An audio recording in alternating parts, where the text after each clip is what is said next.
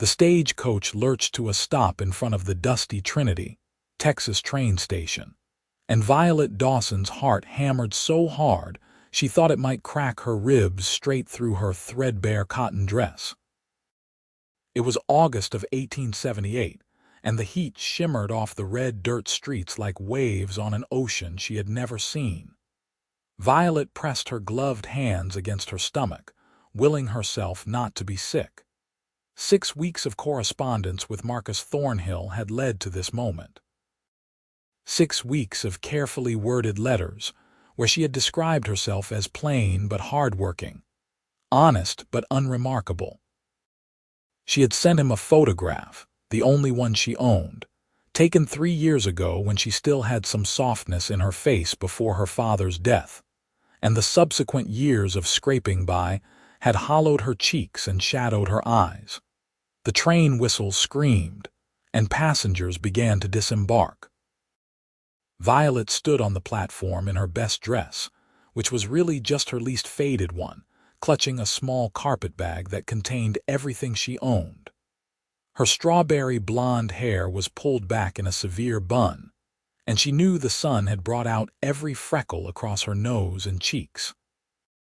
Her mother used to say she had pretty eyes, green as spring grass, but her mother had been dead for 5 years now. A tall man in an expensive suit stepped off the train, and Violet recognized him immediately from his photograph. Marcus Thornhill was handsome in a sharp, angular way with slicked-back dark hair and a thin mustache. He scanned the platform, and when his eyes landed on her, something shifted in his expression.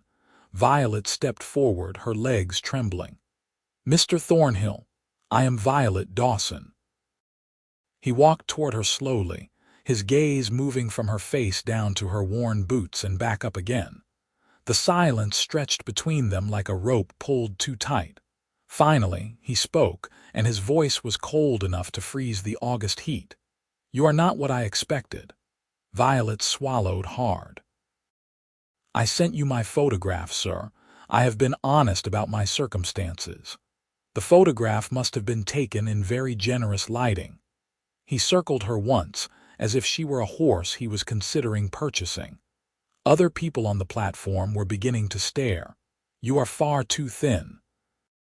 Your skin is damaged by the sun, and your features are quite unfortunately arranged." The words hit her like physical blows. Violet felt her face burning, and she knew her cheeks were turning that blotchy red they always did when she was upset.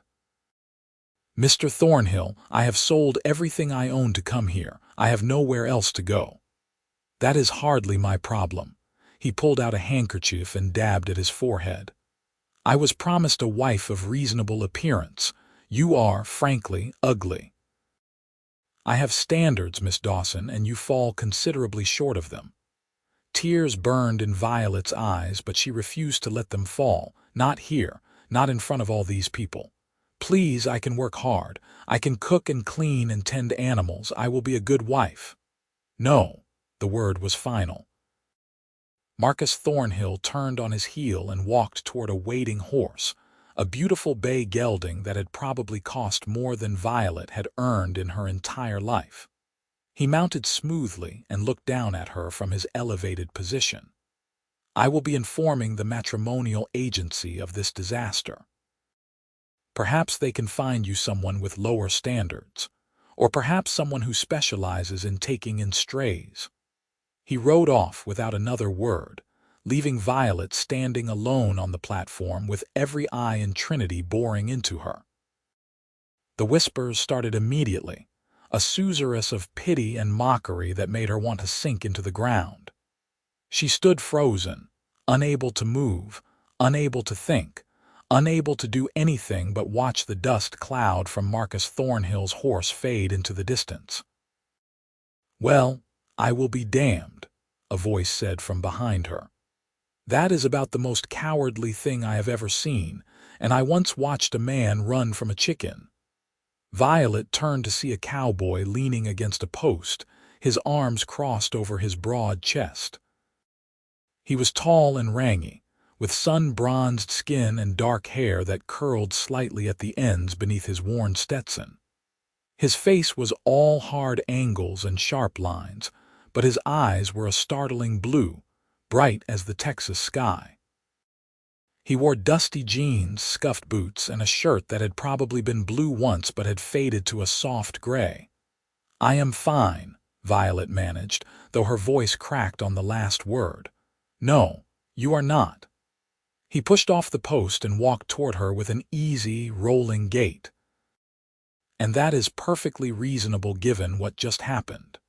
But for what it is worth, that fool is blind as a bat in sunlight." Violet tried to hold onto her composure, but something about the kindness in his voice shattered the fragile control she had been maintaining. A sob escaped her, and then another, and suddenly she was crying in great gasping heaves that shook her whole body. The cowboy did not try to touch her or tell her to stop. He just stood there, a solid presence, until the storm passed. "I am sorry," she whispered, wiping at her face with her hands. Her gloves were ruined now, stained with tears and dust. Nothing to be sorry for. He pulled a clean bandana from his pocket and handed it to her. "Name is Wade Wallace. I work at the Three Rivers Ranch about 5 miles west of here. Violet Dawson." She took the bandana and pressed it against her face, breathing in the scent of leather and sage. "Thank you for your kindness, but I think I would like to be alone now." "Where are you going to go?" The question stopped her cold. She had 37 cents in her pocket and no return ticket. She knew no one in Trinity, had no family anywhere, no friends to turn to. The enormity of her situation crashed over her like a wave, and she felt herself drowning in it. "I will figure something out," she said, but they both knew it was a lie.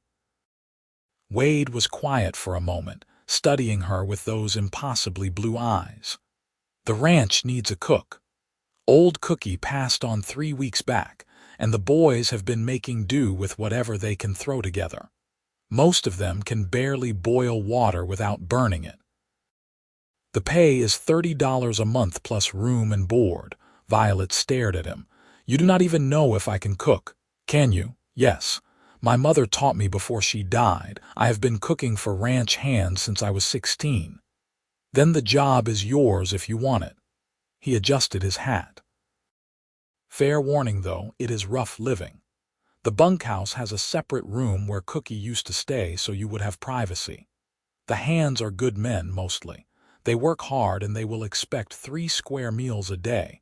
Boss is fair but demanding. It is not an easy life." "Is there an easy life?" Violet heard the bitterness in her own voice. "I have never found one." "Then we have that in common." Wade picked up her carpetbag before she could protest. "My horse is just over here. You can ride with me back to the ranch and meet the boss. If he agrees, you can start today." Violet should have been more cautious. She should have asked more questions, demanded references, done something sensible. But she was tired of being sensible. Being sensible had gotten her exactly nowhere. So instead, she nodded and followed Wade Wallace to where a large sorrel horse stood patiently waiting. The horse was magnificent, with a white blaze down his face and intelligent dark eyes. Wade secured her carpetbag to his saddle and then swung up in one fluid motion. He held his hand down to her. "Put your foot on mine and I will pull you up." Violet hesitated. She had ridden before, but never like this, never seated behind a man with her arms around his waist. It seemed improper, intimate in a way that made her nervous. But what choice did she have? She took his hand, rough and calloused and warm, and let him pull her up behind him. The horse shifted beneath their combined weight but did not seem bothered. "Hold on," Wade said, and Violet gingerly placed her hands on his sides.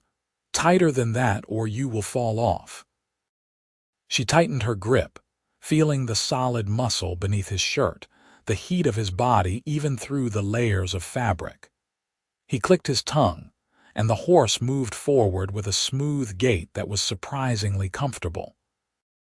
They rode through Trinity, past the general store and the saloon and the church, and Violet felt the eyes following them but could not bring herself to care any more. Let them stare. Let them whisper. She was leaving this town and its pity behind. Once they cleared the buildings, Wade urged the horse into an easy lope. The landscape opened up before them, endless rolling plains dotted with mesquite and live oak trees. The August sun beat down mercilessly, and Violet was grateful for the breeze created by their movement.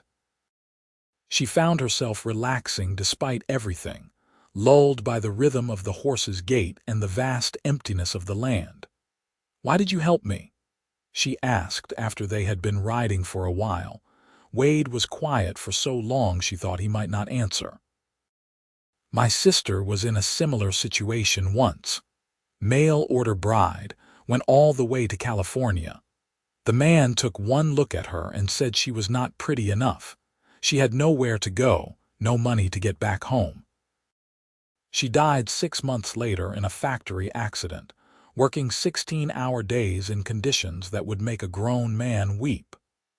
His voice was rough with old pain. "So when I saw you standing there, looking just like Sarah did in the letter she sent me before she died, I figured maybe I could do for you what nobody did for her." "I am so sorry," Violet whispered. "About your sister. Me too." He cleared his throat.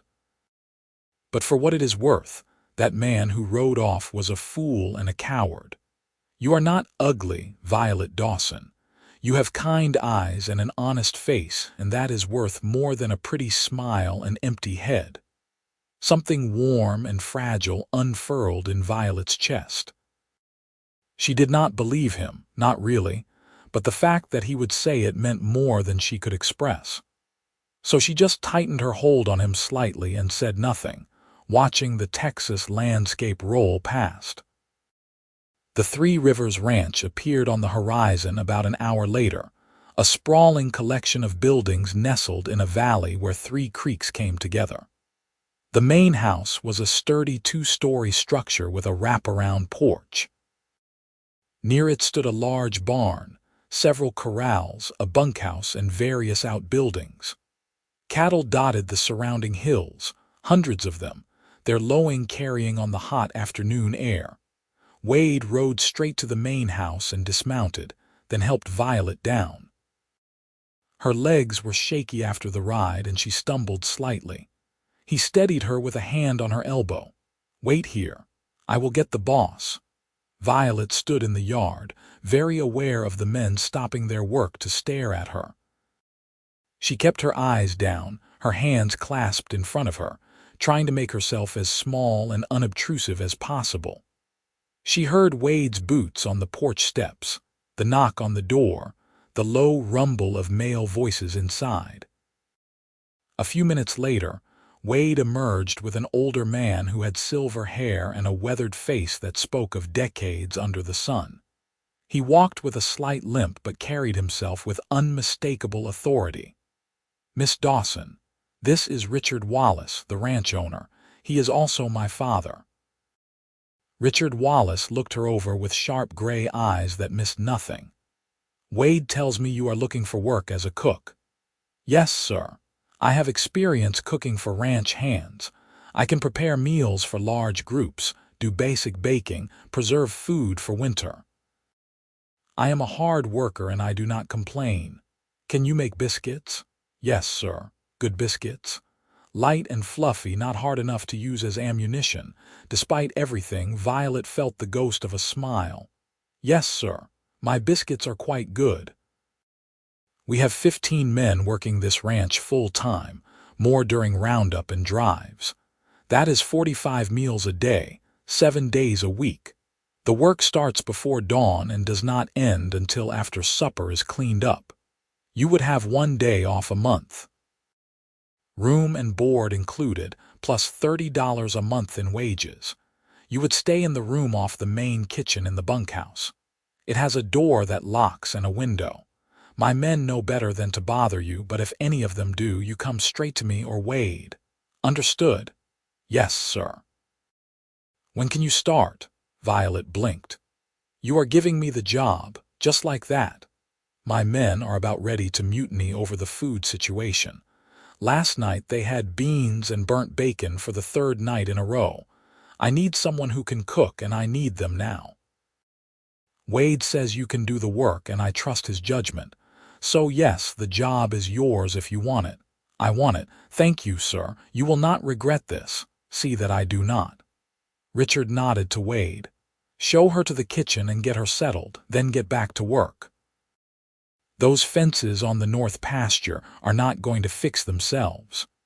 Wade led Violet toward the bunkhouse, a long building with a covered porch running the length of it.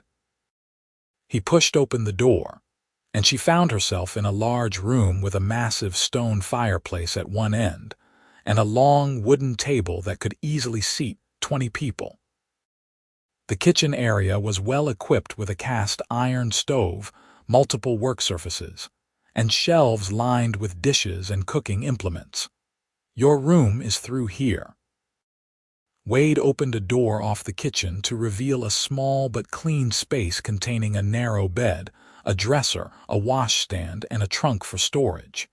The window looked out over the rolling hills beyond the ranch. "It is not much, but it is private." "It is perfect," Violet said honestly. She had lived in far worse. Wade set her carpetbag on the bed. "Supper is at 6. That gives you about 3 hours to settle in and figure out what you want to make. The pantry is through that door, and the spring house is about 50 yards behind this building. We keep milk, butter, and eggs there. If you need anything from town, make a list and someone will pick it up on the next supply run." "Thank you, Wade, for everything. I do not know what would have happened to me if you had not stepped in. You would have figured something out. You are tougher than you think." He touched the brim of his hat. "I should get back to work. If you need anything, just ask any of the hands. They will be happy to help, especially once they taste real food again." After he left, Violet sat on the bed for a moment, trying to absorb the sudden change in her circumstances. This morning she had been preparing to marry a stranger. Now she was the cook at a working cattle ranch in the middle of Texas. Life, she reflected, was nothing if not unpredictable, but there was no time to dwell on it. She had work to do. Violet unpacked her few belongings, changed into her work dress, and tied an apron around her waist. Then she explored the pantry, taking inventory of what was available. She found flour, cornmeal, dried beans, salt pork, coffee, sugar, and various other staples. The spring house yielded fresh milk, butter, and 24 eggs. There was a smokehouse with bacon and ham hanging from the rafters, more than enough to work with. For her first meal, Violet decided on something hearty but not too complicated. She made a large pot of beef stew with vegetables from the garden she had spotted behind the bunkhouse, biscuits with honey, and a dried apple pie for dessert.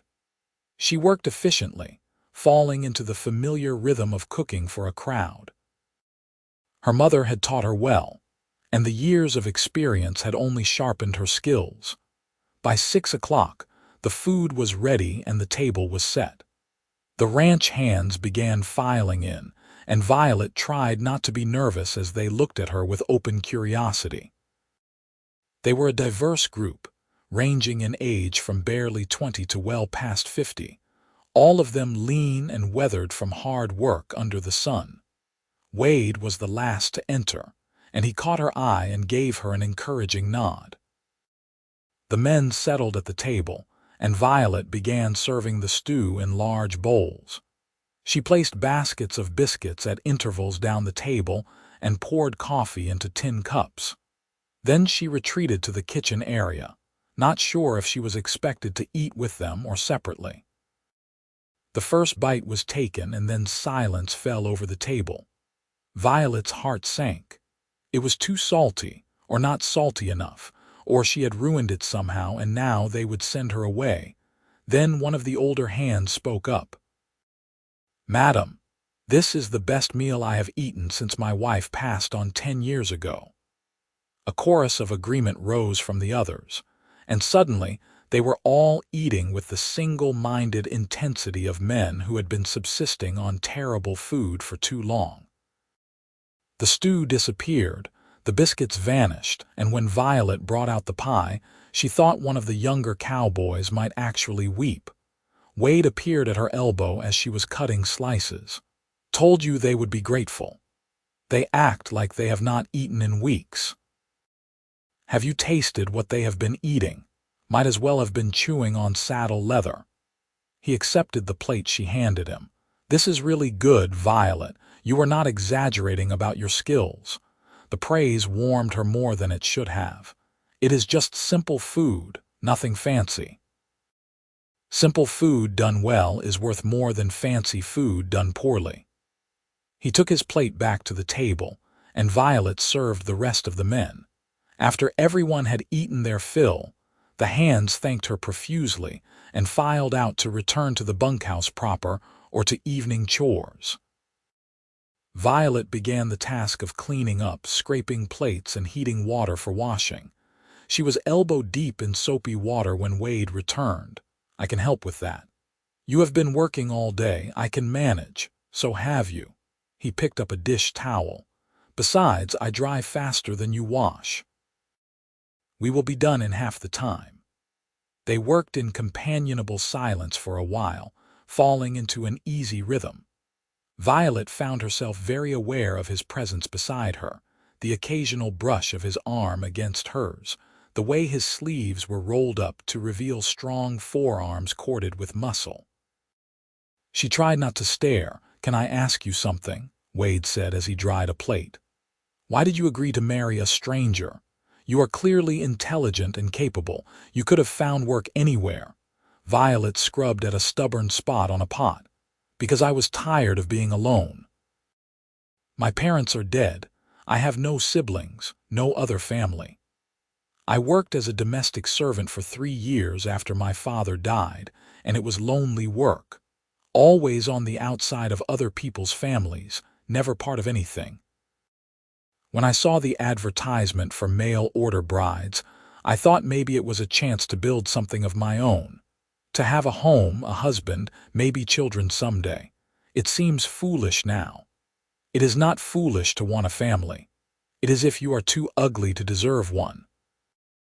Wade set down the plate he was drying with enough force that it clattered against the table. "Stop saying that. Marcus Thornhill is a vain, shallow fool who judges people by their appearance because he has nothing of substance inside himself. You are not ugly, Violet. You have beautiful eyes, hair the color of a sunset, and a face full of character and strength. Any man would be lucky to call you his wife." Violet felt tears prickling at her eyes again. "You do not have to say things like that. I know what I am. Do you? Because from where I am standing, you do not see yourself clearly at all." He moved closer, and suddenly the kitchen felt very small. "That man hurt you today, said terrible things that were not true. But if you let his words define you, then he wins. Do not give him that power." "I do not know how to do that." "Start by believing me when I say you are not ugly. You are beautiful, Violet Dawson. Not in the way of some painted porcelain doll, but in a real way, in the way that matters." His words wrapped around her heart like a warm blanket. Violet wanted to believe him so badly it hurt, but years of being told she was plain, unremarkable, not quite enough had taken their toll. Still, something in Wade's eyes made her think he truly meant what he said. "Thank you," she whispered. They finished the dishes in silence, but it was a different kind of silence now, charged with something Violet could not quite name. When the last plate was dried and put away, Wade excused himself and headed to the bunkhouse proper where the men slept. Violet retreated to her small room, exhausted but strangely hopeful. The next weeks fell into a steady rhythm. Violet rose before dawn to prepare breakfast, served it at 5:30, and then cleaned up before starting preparations for the midday meal. Afternoons were spent baking bread, making pies, preparing supper and managing the endless stream of tasks that came with feeding 15 hungry men. It was hard work, but it was honest work, and she found satisfaction in it. The ranch hands treated her with respect, almost reverence. They thanked her for every meal, complimented her cooking, and went out of their way to make her life easier. If she needed wood for the stove, it appeared without her asking. If she mentioned that the garden needed weeding, it was done by the next morning. They called her Miss Violet or Madam, and not one of them ever said an improper word to her. But it was Wade who occupied most of her thoughts.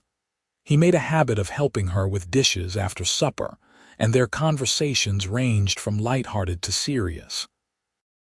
She learned that he was 26, just 3 years older than her. He had grown up on this ranch, left for a few years to work on other spreads and learn different methods, and returned 2 years ago when his father's health began to fail. He loved horses, had a gift for training them, and dreamed of someday breeding the finest cutting horses in Texas. In turn, Violet told him about her childhood in Louisiana, the move to Texas after her mother died, the years of struggle and loneliness. She told him things she had never told anyone, and he listened without judgment, without pity, with only understanding in those impossibly blue eyes. "You should learn to ride properly," Wade said one evening as they finished the dishes. "I mean really ride, not just sitting behind someone else." "I can ride a little. My father taught me when I was young." "Then let me teach you more. Tomorrow is Sunday and you have the afternoon off. I will saddle up Rosie, she is as gentle as they come, and we will go for a ride." Violet wanted to say no. Spending time alone with Wade felt dangerous in a way she could not articulate.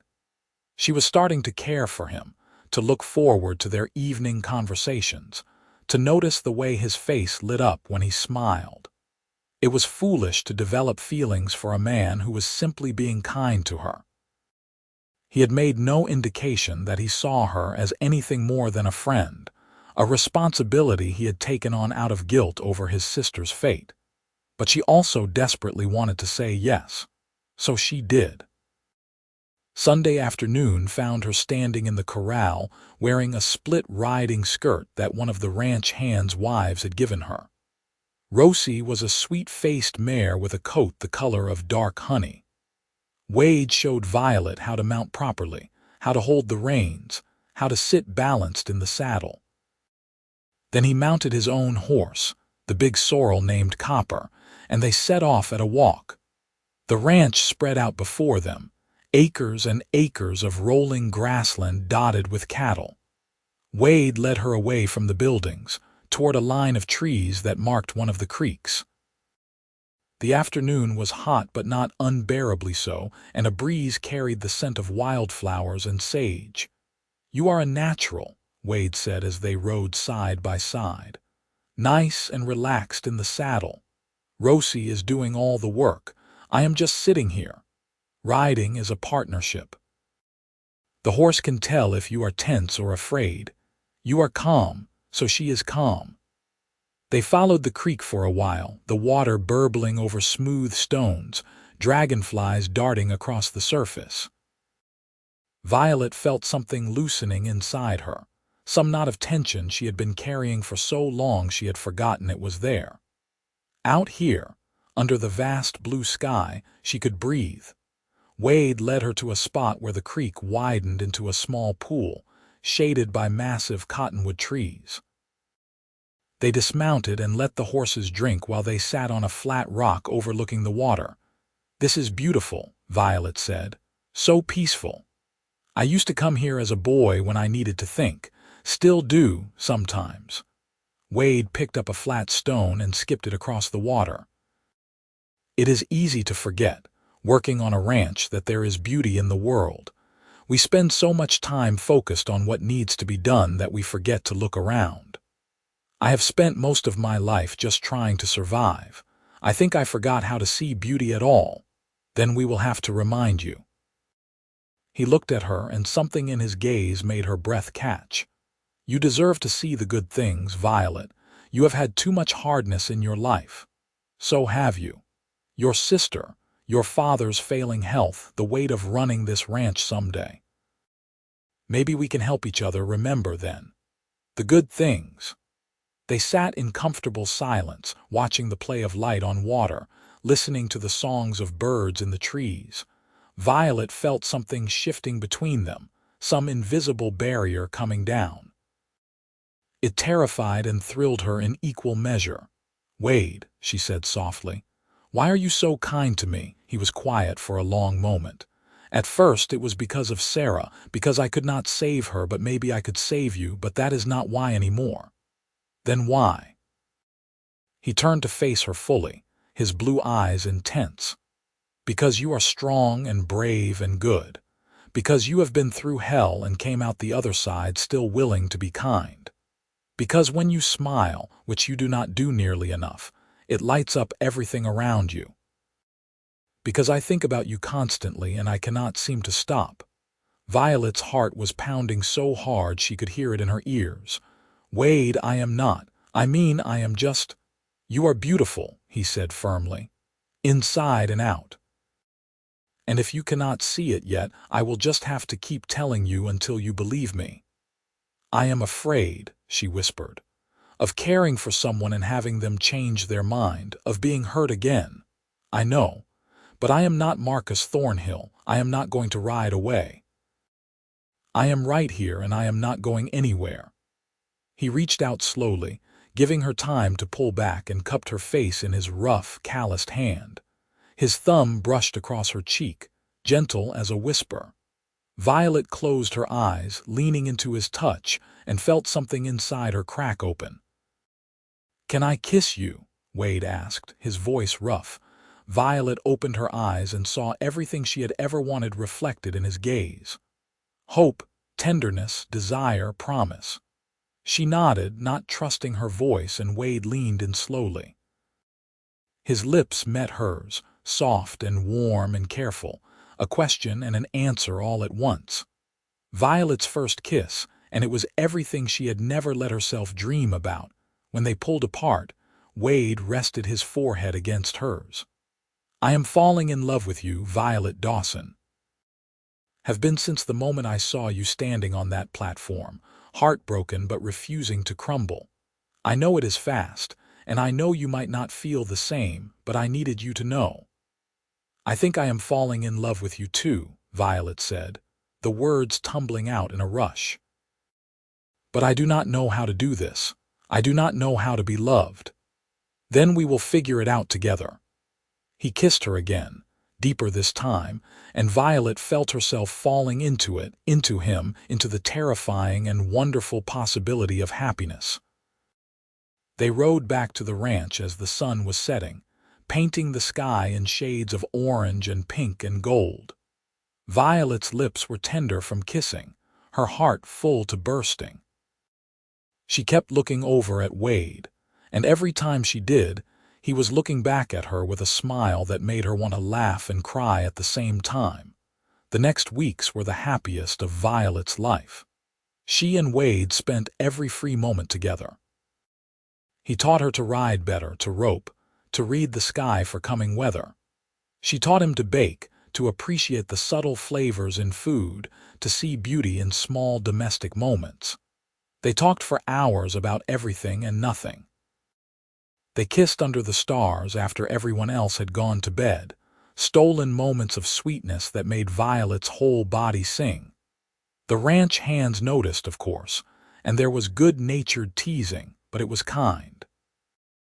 They approved of the match, these rough men who had come to see Violet as something between a sister and a mother figure.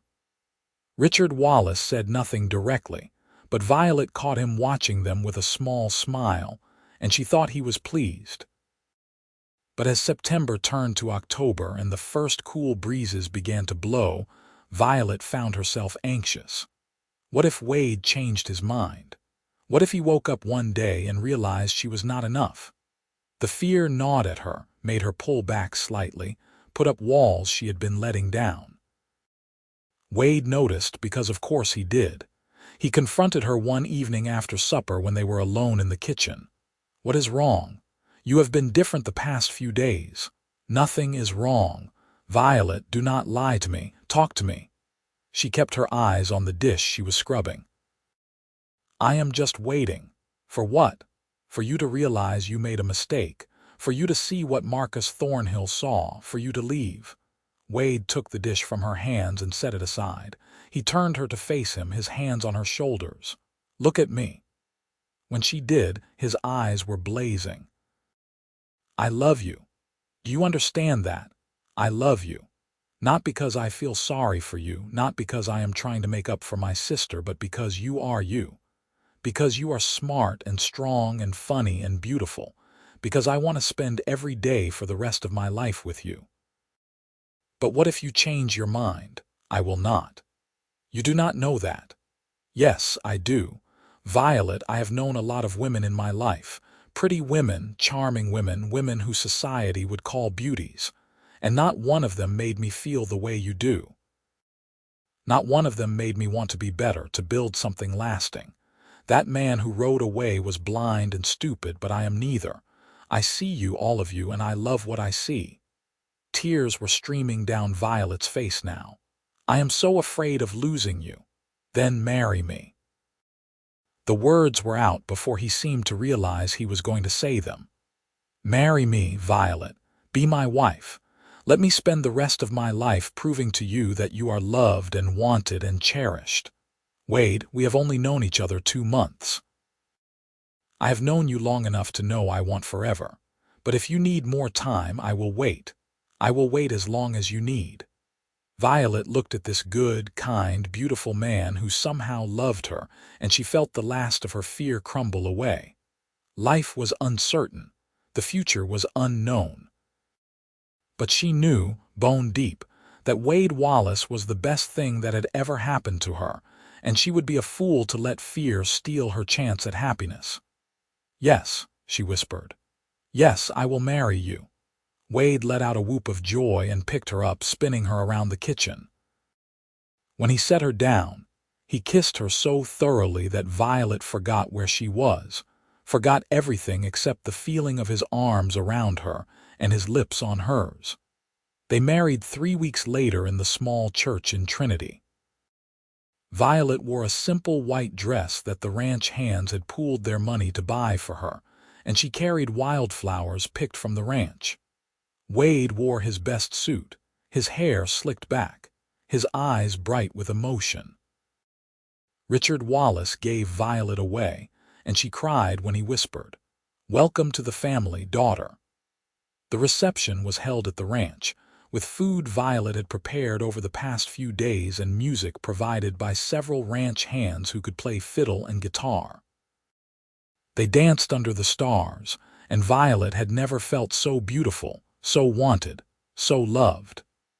Every time she looked at Wade, he was looking back at her with such adoration that it took her breath away.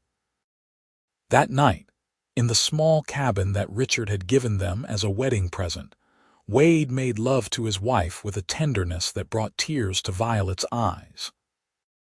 He whispered her name like a prayer, told her she was beautiful over and over until she almost believed it, and held her afterward like she was something precious and rare. "I love you," she whispered into the darkness, nestled against his chest. "I love you too. Always." The years that followed were not always easy. Ranching was hard work, and there were droughts and floods, cattle diseases and market crashes. Richard Wallace passed away peacefully in his sleep 2 years after their wedding, leaving the ranch to Wade. The responsibility was heavy, but Violet was there beside him, managing the household, the accounts, the hiring of hands. They were partners in every sense of the word. Their first child was a boy, born in the summer of 1881. They named him Samuel Richard Wallace, and he had his father's blue eyes and his mother's red gold hair. Wade held his son with shaking hands and cried, and Violet fell in love with him all over again, watching him become a father. 2 years later came another boy, James, who was all mischief and energy from the moment he could walk. Then a girl, Rose, with her mother's green eyes and her father's stubborn determination. And finally, another girl, Grace, who was gentle and sweet-natured and loved animals more than anything. Violet grew into her role as ranch wife and mother. She learned to see herself through Wade's eyes, and slowly, painfully, she began to believe she was worthy of love. The scars from that day on the platform in Trinity never fully disappeared, but they faded into something she could bear, a reminder of how far she had come. On a warm September evening in 1892, Violet stood on the porch of their home watching the sun set over the land they had built together. Wade came up behind her and wrapped his arms around her waist, resting his chin on her shoulder. "What are you thinking about?" he asked. "About that day in Trinity, when Marcus Thornhill rode away and I thought my life was over. And now I am grateful he did. Because it led me here to you, to this life. I would not change a single thing." Wade turned her in his arms and kissed her, deep and slow and full of the love they had built over 14 years of marriage. "You are still the most beautiful woman I have ever seen." Violet smiled, and this time she believed him. "And you are still the best man I know." Their children's laughter drifted from the house where the older ones were helping Rose set the table for supper and Grace was probably sneaking treats to the dogs. The ranch spread out before them, prosperous and thriving, a testament to their hard work and dedication. The cattle grazed peacefully in the distance, and the last rays of sunlight turned everything to gold. "Come on," Wade said, taking her hand. "Our family is waiting."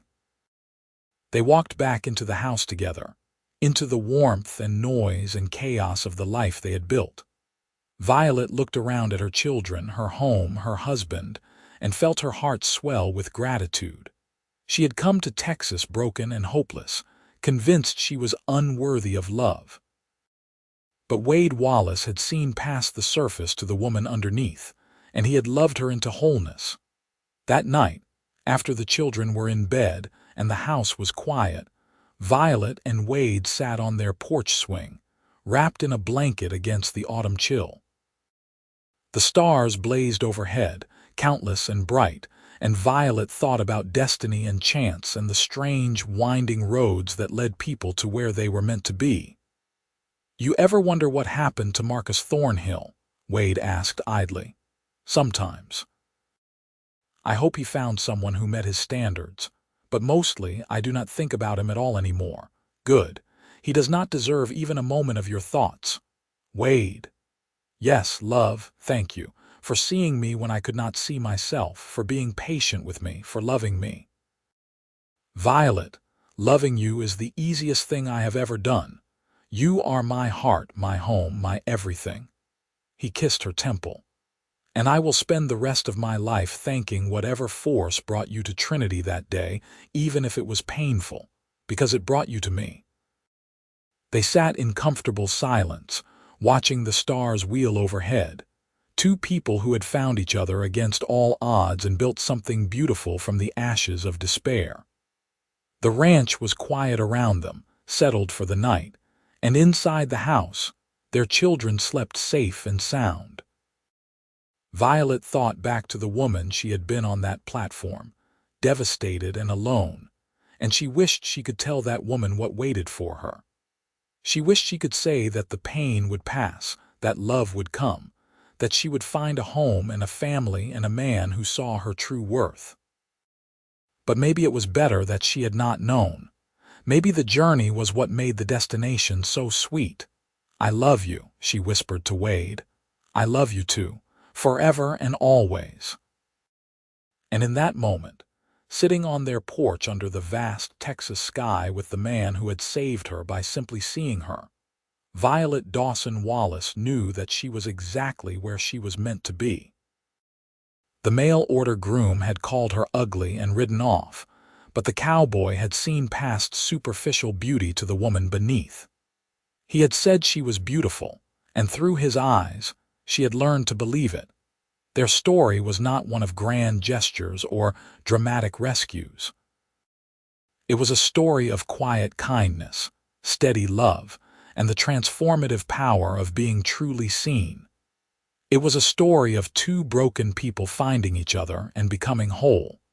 It was a story of a woman who learned her worth and a man who never let her forget it. As the years continued to unfold, Violet and Wade grew old together, their love deepening with each passing season. Their children grew up strong and capable, carrying forward the values their parents had instilled in them. Samuel took over more of the ranch operations as Wade's joints began to ache from decades of hard work. James became a horse trainer like his father, with an almost magical ability to gentle even the wildest Mustang. Rose married a good man from a neighboring ranch, and Grace became a teacher in Trinity, educating the next generation. The ranch prospered under the Wallace family's stewardship, becoming known throughout Texas for the quality of its cattle and horses. But more than that, it became known as a place of fairness and decency, where workers were treated with respect and newcomers were welcomed with open arms. Violet never forgot what it felt like to be desperate and alone, and she made sure that anyone who came to the Three Rivers Ranch seeking honest work found it. On their 20th wedding anniversary, Wade surprised Violet with a trip back to Trinity. They stood on the platform where they had first met, and Violet marveled at how much had changed. The town had grown, new buildings had sprung up, the railroad brought more people every day. But the platform was still there, weathered and worn, the same boards she had stood on when her world fell apart. "Do you ever regret it?" Wade asked. "Coming here, all the pain that brought you to this place?" Violet thought about it seriously, looking at the spot where Marcus Thornhill had delivered his cruel verdict. She remembered the shame, the fear, the bone-deep certainty that she would never be enough. And then she looked at Wade, her husband, her partner, her love, and she smiled. "No. Not even a little bit, because all of it led me to you." They went to the small restaurant that had opened in town and had a meal they did not have to cook themselves, a rare luxury. They talked and laughed, remembering the early days of their courtship, the nervousness and excitement, the slow building of trust and love. Other diners recognized them and came over to say hello, and Violet was struck by how different this was from that first day. Then people had stared with pity and mockery. Now they looked at her with respect as Mrs. Wade Wallace, co-owner of one of the most successful ranches in the county, mother of 4, pillar of the community. As they walked back to where they had tied their horses, Wade suddenly stopped. "Wait here a moment." He disappeared into the general store and emerged a few minutes later with a small package. He handed it to Violet, and she unwrapped it carefully to find a silver hand mirror, beautifully engraved with flowers and vines. "I want you to look at yourself," Wade said softly. "Really look. Tell me what you see." Violet lifted the mirror, studying her reflection in the late afternoon light. She saw a woman in her early 40s, laugh lines around her eyes and mouth, sun-kissed skin, hair that was still red gold but with a few strands of silver beginning to show. She saw the evidence of her life in her face, the joys and sorrows, the hard work and the love. "I see a woman who is loved," she said finally. "A woman who has built a good life. A woman who is stronger than she ever thought she could be." "I see a beautiful woman," Wade said, wrapping his arms around her from behind so they were both reflected in the mirror. "I see my wife, my partner, my love. I see the woman who made me a better man. I see everything I could ever want." Violet lowered the mirror and turned in his arms, kissing him there on the street in full view of anyone who might be watching. Let them see, she thought. Let them see what real love looks like. The years continued their march, as they always do. The children married and had children of their own, filling the ranch with the next generation of Wallaces. Wade's hair turned silver and his step slowed, but his love never wavered. Violet's hands grew gnarled with arthritis, making cooking more difficult, but she taught her daughters and daughters-in-law everything she knew, passing on her knowledge and her recipes. On a cool spring morning in 1903, 25 years after that fateful day in Trinity, Violet woke early and slipped out of bed without waking Wade. She put on a shawl and walked out to watch the sunrise, something she still did whenever she could. The ranch was quiet, not yet stirring, and she had this moment to herself. She thought about the girl she had been, so desperate for love that she had been willing to marry a stranger. She thought about Marcus Thornhill and his cruel words, and she found that she felt nothing but pity for him now. He had judged her by her appearance and missed out on knowing the woman beneath. His loss, not hers.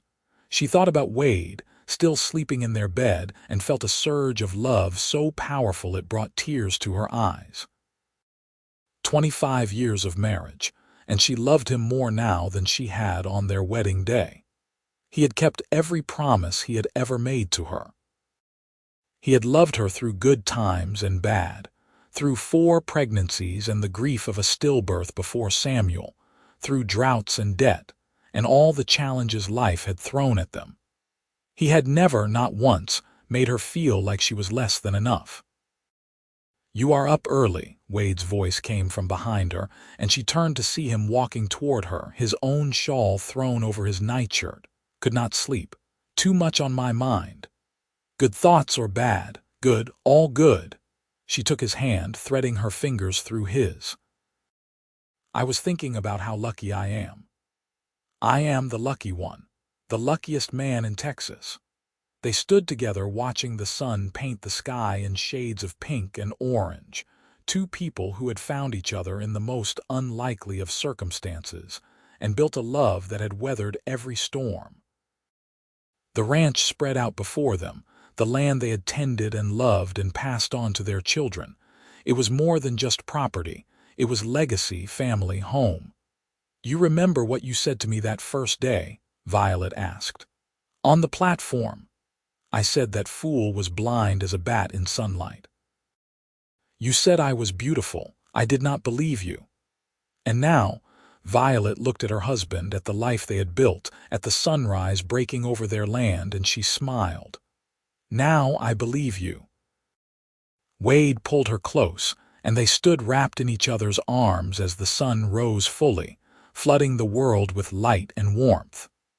It was a new day, another in a string of thousands they had shared, and there would be thousands more to come.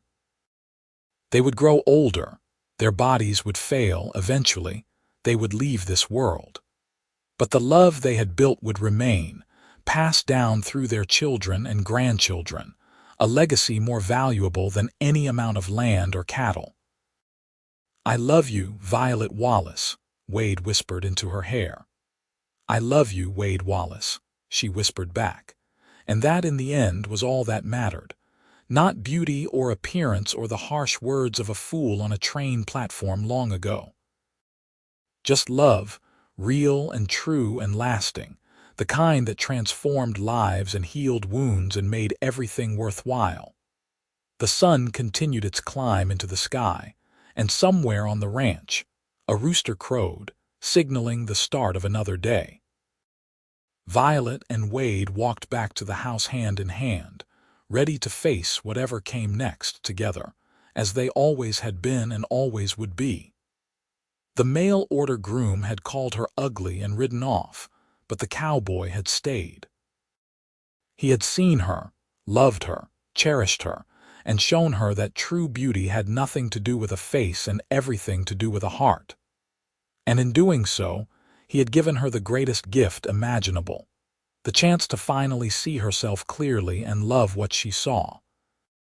Their story was one for the ages, whispered about in Trinity and beyond. The woman who came to town rejected and heartbroken and found true love with a cowboy who knew her worth. It was a reminder that first impressions could be wrong, that surface beauty faded but character endured, that love could be found in the most unexpected places if you were brave enough to accept it. And so Violet Dawson Wallace lived out her days surrounded by love, on the ranch where she had found her home, with the man who had seen past her perceived flaws to the treasure beneath. She lived fully and died peacefully at the age of 78, with Wade holding her hand and her children and grandchildren gathered around. Her last words were, "It was a beautiful life."